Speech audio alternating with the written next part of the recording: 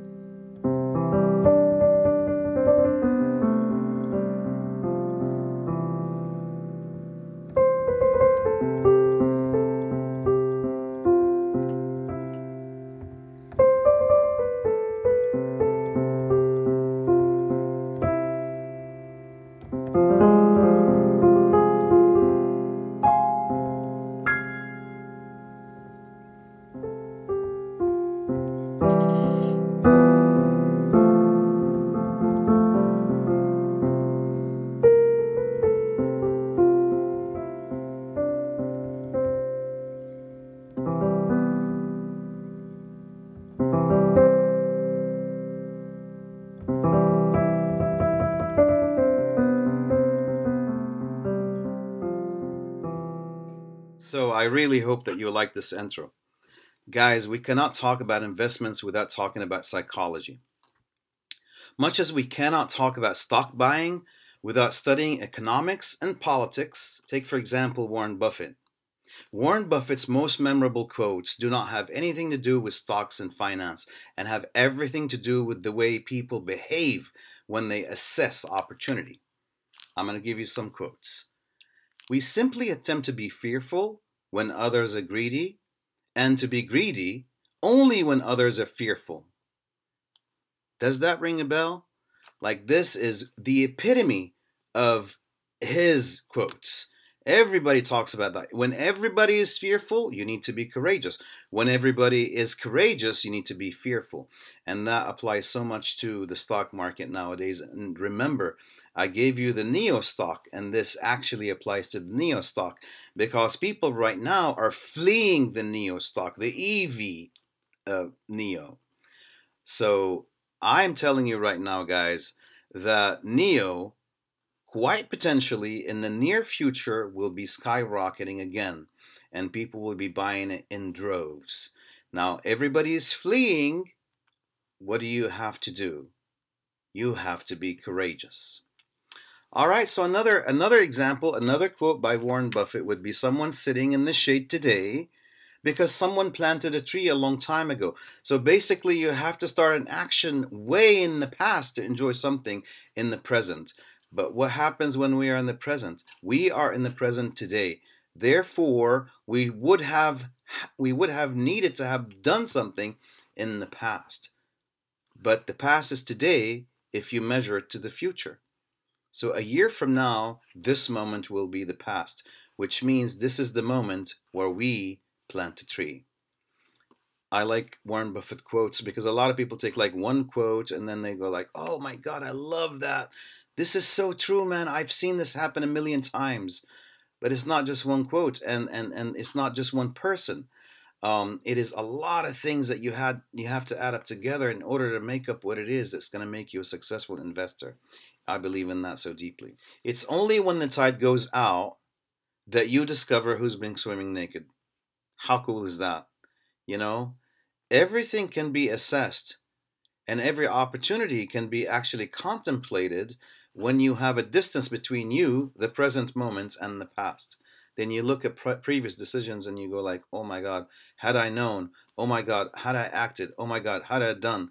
So you must play all your cards right in this market. This market can be very, very treacherous. It can be very insidious. This market can drop down in a second. So much money can vanish from the market in a second. And there are so many things that can actually happen all of a sudden.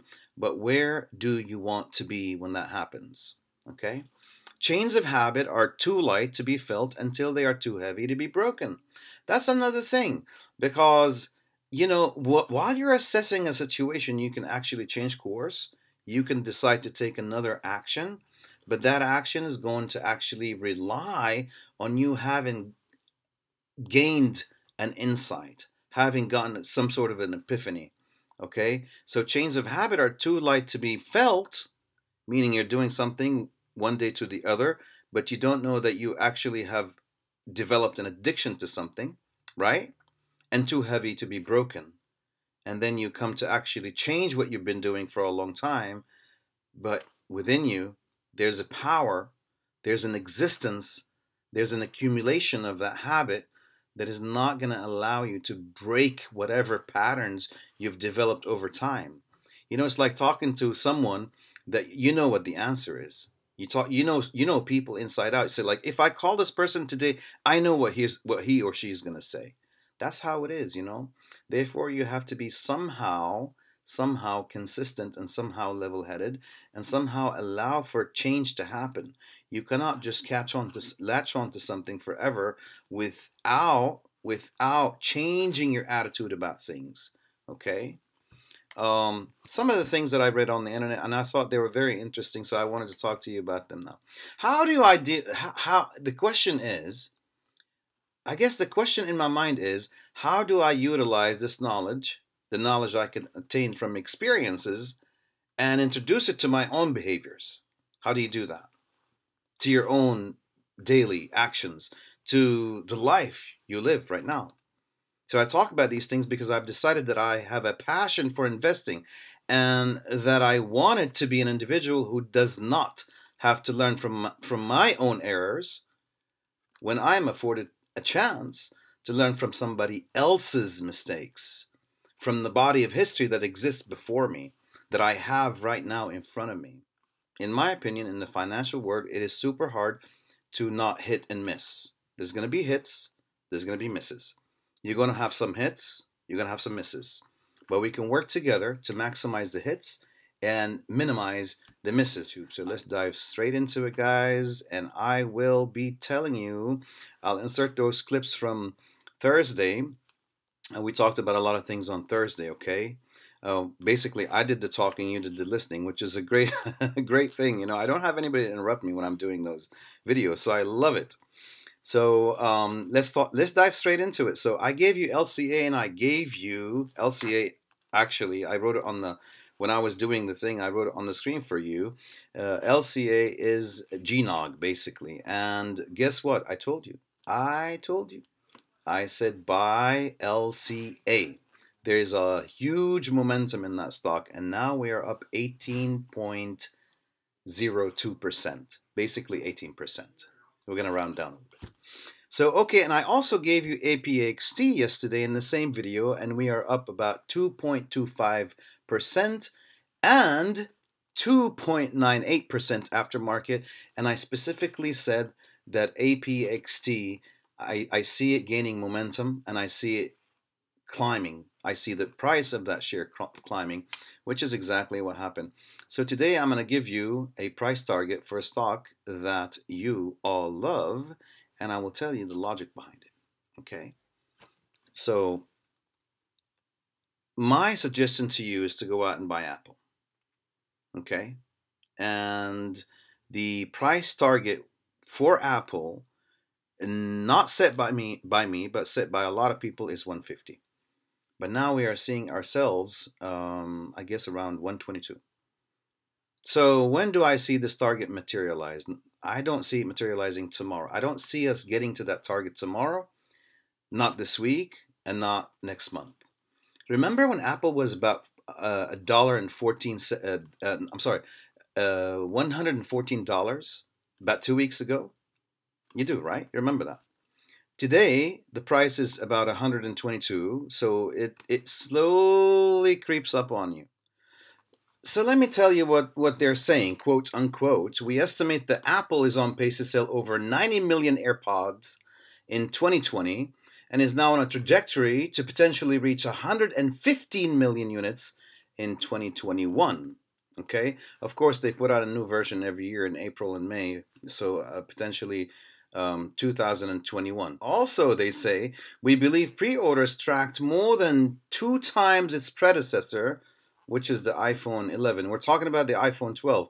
So they're saying that the pre-orders have tracked more than 2 times its predecessor, which is the iPhone 11 so far.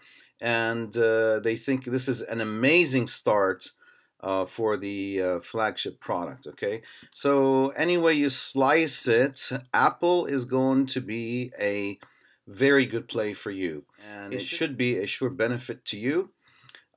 Basically we're going to climb. So all that, guys, basically means that we're going to climb from 122, whether we go down a little bit in the near future, like to 118 or 116, and then come back up to 122. I'm not an oracle. I cannot tell you if that's going to happen or not. But I can tell you right now that it is going to hit the 150 target, and it might actually supersede that target.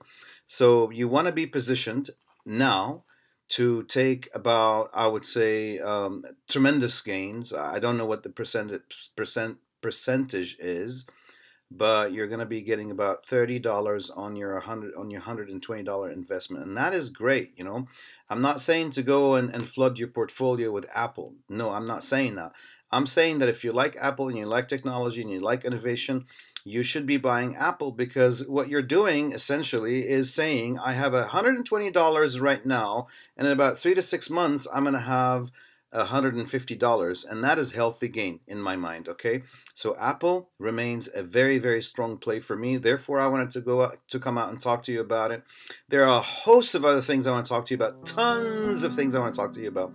And I'm going to end this episode right now, and I'm going to actually record another one, because I want to take a little break, you know, and I don't want to cram it all into one single thing. So I want you to get used to seeing me.